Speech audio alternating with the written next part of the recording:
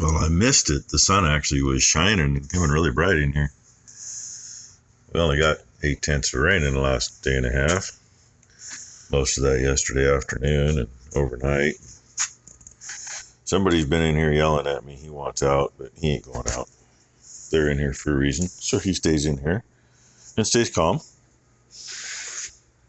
I haven't shown this for a little bit, but here we are as of this morning for May. We're catching up to April. Given what we got in the last day and a half, we could beat April. March, 2.8. Well, that's when we should have been finishing planting. But, as you know, we were in the barn. Same with February. But it was a little wet in February. It just kept coming just right. Just to keep it from happening. Crazy. And tackle some of this, I guess.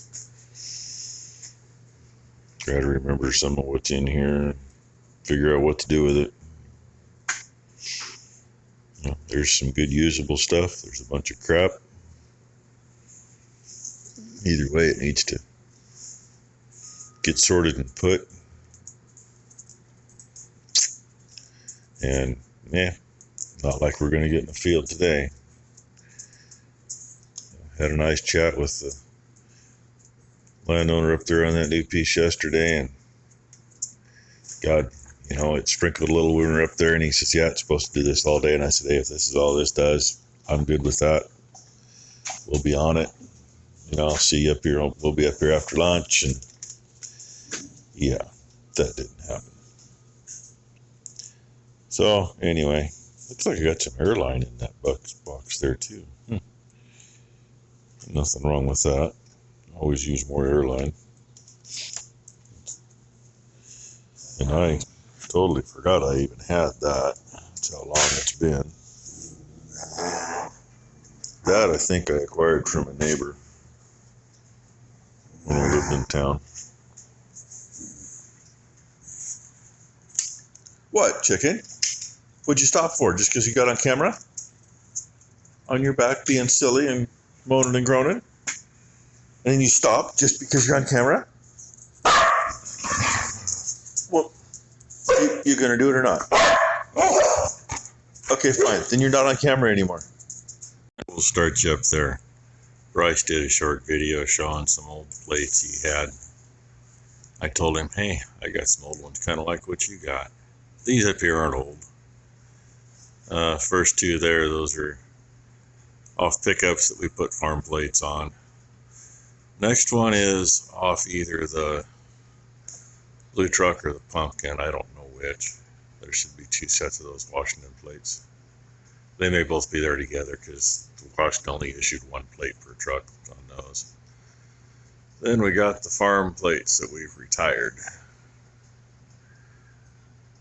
They should go down the line. And a couple heavy trailer plates. I guess that's the end of that line. Those are just the ones that I had put up here. I had a bunch of them in my shop at home way back when too, which have come from various places. I had a 72 Freightliner cab over. That's what was on it when I got it. Sorry, you're going to stare at the wall a little. Oh yeah, by the way, there's some other stuff I had on the wall at home. Let's go with this one next. That was on a 65 Chevy CO80, which was a cab over tandem axle. It was a feed truck at the local feed mill that used to be in Hillsboro. That were the truck plates off of it. And let us not forget, Oregon required PUC. Back then, now commercial trucks only need the PUC, I think. Back then they had to have plates plus PUC that they had to obviously get every year.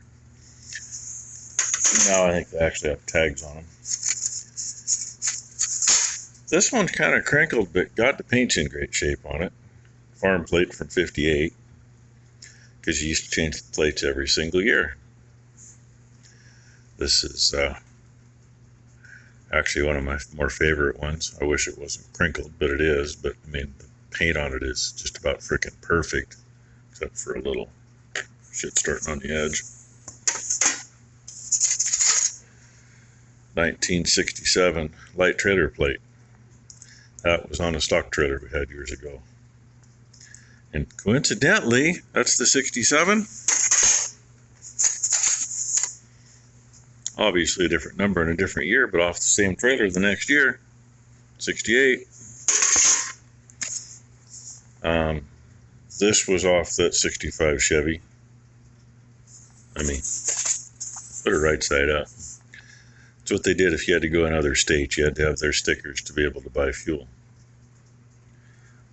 Focus. It says Washington on it anyway. Prorate Washington for 86. Then we get to some even newer ones, right? Before stickers. But this one you could change the tag on. 2 screws held the tag in. And really, I wasn't for the tag being indexed with the tabs on it. I could turn that over and make it say it was a 22. But there's that one. I don't know if this was off a truck or off a car or what this one was off of. No T in front of it, but if I remember right, this came off the same vehicle as the next one. I could be wrong though. It's been a long time ago. So, Bryce, you'll like this one. Commercial carrier, Department of Transportation, 47. They need to go back up. Really, what I probably should do is get a piece of plywood and put all of them up and then hang them. But that's probably not what I will do. And I don't know, I might find more stuff in here. Took a long lunch being it's such a nice day. The sun's actually shining now and the wind's blowing. I haven't gotten all the way into here yet. I do know what this is though. That is the front piece off a Freightliner cab over. Is the cover into the radiator cap. It's the front emblem. And yes, it is that thick. It's cast aluminum, and well, I'm sure it goes to the bottom of that box. I'll get that out. It needs to be hung anyway. Got a few others that are probably somewhere. I just don't know where. Maybe in here. We will see. Now, I was wondering if something got in here.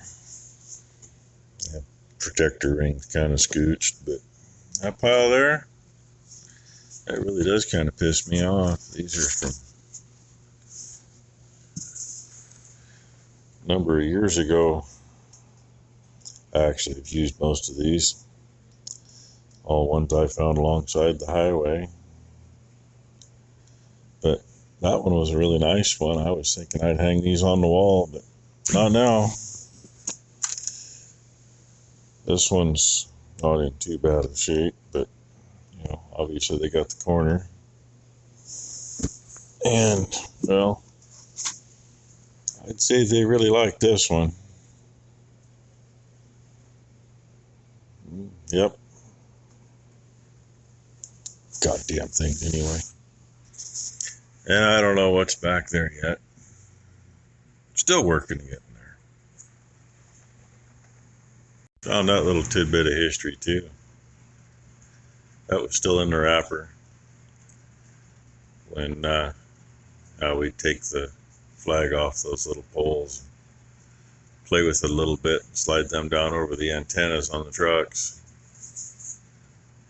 We always had those. All the equipment had them on it. They hold up for a little while. On equipment, they're not too bad, but on the trucks, I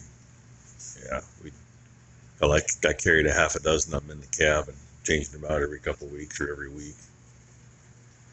We got a box upstairs of the ones that are stapled to a stick.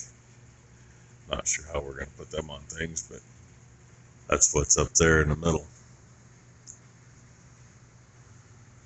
They just leave them on the stick and zip tie the stick to stuff. I don't know. Anyway, I thought I'd show that.